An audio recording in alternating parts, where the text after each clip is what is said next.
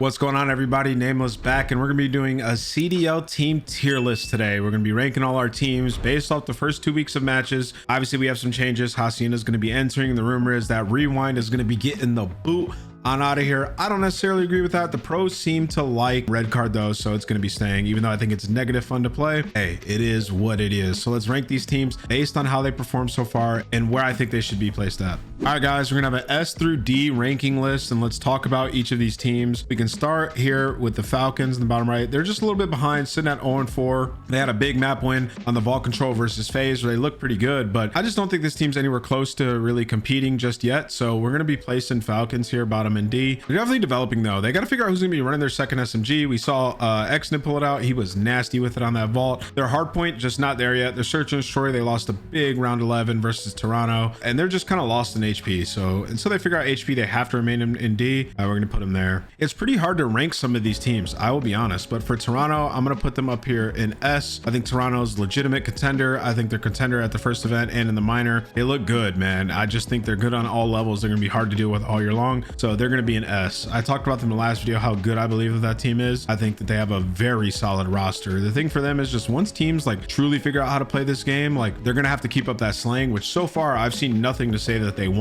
I think this is a good team and honestly could be top 4 all year long. Vancouver Surge, I'm actually going to put them in C. I just feel like they're a little lackluster in the respawns, and in search and destroy they're not dominant. Like for Surge, the roster construction is like a bit weird. Like I don't hate it, I've talked about it in the last 2 videos, but after watching their games, like it's just not translating to like a good team. I don't see them competing for a championship. Can they upset teams? Like sure, but once teams learn and get a lot better, like it's going to be tough for that roster. I think I hope they prove me wrong, but as it stands right now, I'm going to have Surge in C. I think it's a good place for them. They're far away, I think, from really contending for anything, and they got a lot of work to do, especially in the respawns. I saw Abuza complaining about the connection thing. He literally has the co-record online, so I don't know like exactly how he could complain about online that much. Although I do think that kid's a beast and a lot better on LAN. I think they're going to struggle online, which is going to give them bad practice because of already their mental. Like their mental is already breaking from some of their matches. So unless Rambo can smooth that out and calm them down, they're going to get bad practice and they're going to be in trouble come LAN time, especially if they start with a losers bracket spot. Like there's going to be some tough teams and losers. Looking like FaZe might end up being there. It's looking like GentleMates might end up being there. You could get one of those matchups early and get booted out of the tournament right away. So for Surge, in a very tough spot. I'm worried about this team. All right, this is going to be a pretty controversial take here, but I'm actually going to put GentleMates in B. I think GentleMates have shown me a lot in the hard points. I think their search and destroy, like it's going to be good. I trust those guys. I think they're developing. I just think they've had a very tough schedule. They've lost some game 5s and they lost some heart-wrenching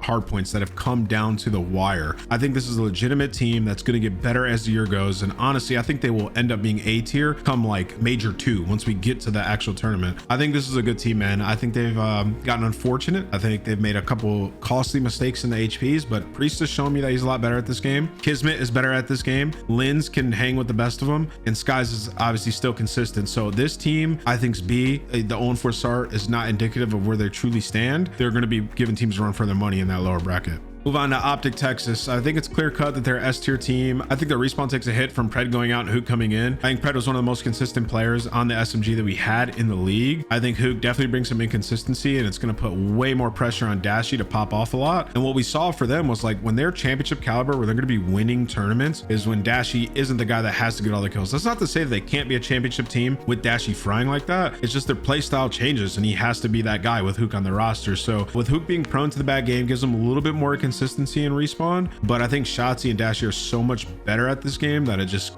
solidifies them as a championship threat. This game and this playstyle just works for that roster, bro. It's really good. All right, Minnesota Rocker, I'm gonna put them in B. I think they're a solid roster.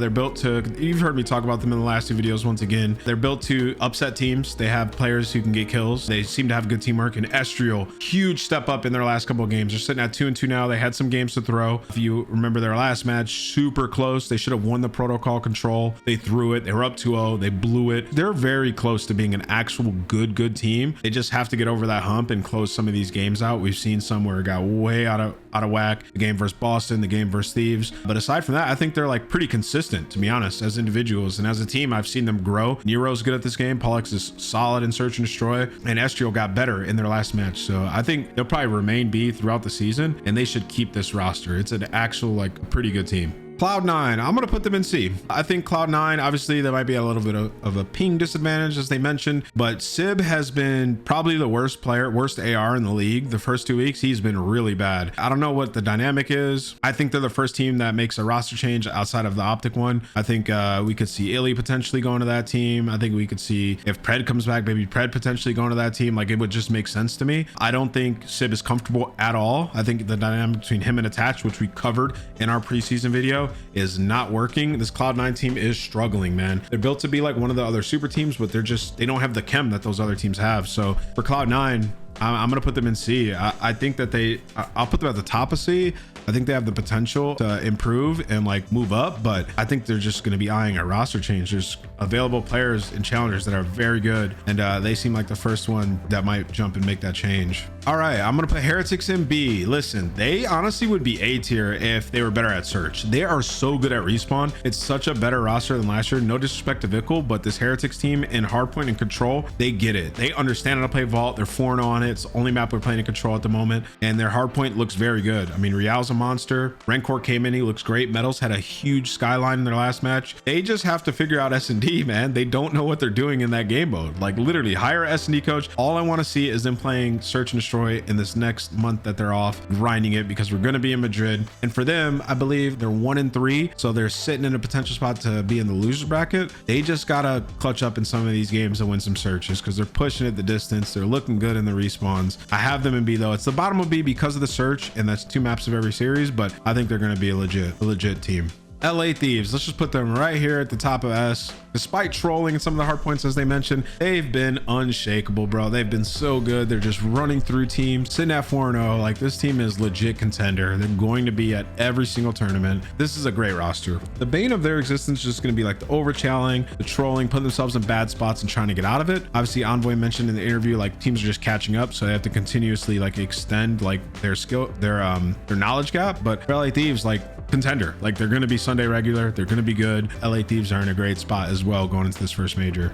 Boston Breach, I'm putting them in A tier. Boston have been so good, man. Like, this team, I love this roster. I think Purge, great in-game leader. Awakening, he's taken a step back from just like playing for kills, and he's playing team oriented, and it's working very, very well, man. Like, this Boston team committing to their roster was such a good decision. Shout out to the coaching staff, shout out to Sensor, like, shout out to Boston, man. I really tipped that the process that they had in making this team. Like, their games look so smooth, calm, and collected in their comms. If you go back to summer listening, Snoopy is so calm. Like, he has been good. I think this team is a legit team. They're going to be sort of middle of the pack. I think they can remain like a top 6 team throughout the year. Honestly, like, they have a good comp, they have the right skill, and they have the right roles. Like, it's a good roster as long as they stay confident in themselves and continue the search and destroy, because the search in the last 3 series or so has been top notch, and they have a good map pool. There's really not many bad things you can say about Boston. They're just a good team. Carolina Royal Ravens, I'm gonna put them at the top of A tier. Listen, I wanted to put Carolina S, and after, you know, week 1 I had them S, but I've had some time to like reassess that thought, and for me, I think I need to see it on land first. I feel like this Carolina Royal Ravens team is very, very good, but those other rosters, LA, Toronto, and Optic, like, in a land situation, I'm gonna be very careful of just throwing teams into S. I do think that they have the S tier, like, they've had an S tier performance the first 2 weeks, but I'm thinking about land in front of that crowd, this roster, like,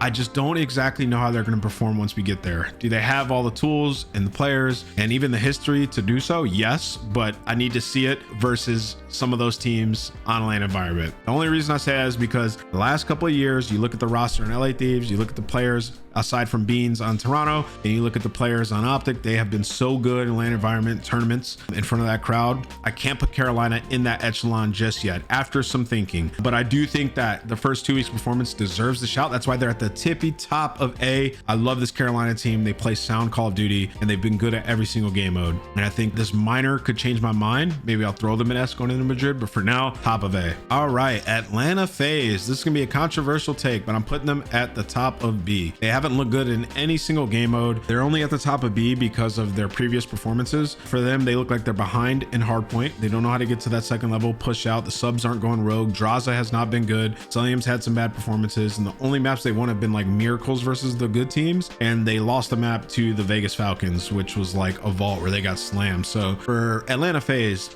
this break, they need it more than anybody. There's so much work that needs to be done, and you could tell them dropping Tupac has hurt their search completely. They have been lost in that game mode. It has not looked good whatsoever. There's so many rounds on the protocol that we just watched where they're like throwing their life away, trying to slide out, and Slashers just slamming them. Like they are getting 100-point clubbed in hardpoint. There's so much wrong with this team that we might be doing a breakdown video on them soon. But for Atlanta FaZe, I have faith for them to get better. I do think by the time like the next split comes around, they'll be a lot better. But for them as it stands, man, they're at the top of B.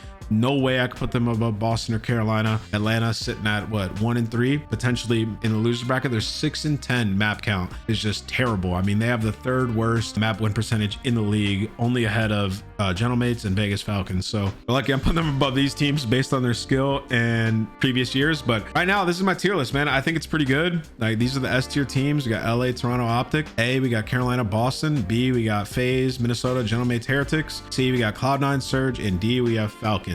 And this can obviously change after the minor tournament, but as it stands right now, this is kind of where I have everybody, bro. I think this is a pretty good list. I know some people would want to put, you know, either Mini in the A tier or Atlanta FaZe up some, or maybe Cloud9 up one, but this is just where I have it, bro. I hope you guys enjoyed this video. Current tier list, we'll do another one after the minor, but for now, this is where it stands. Appreciate you. Leave a like if you want more content like this, and I'll catch y'all in the next one.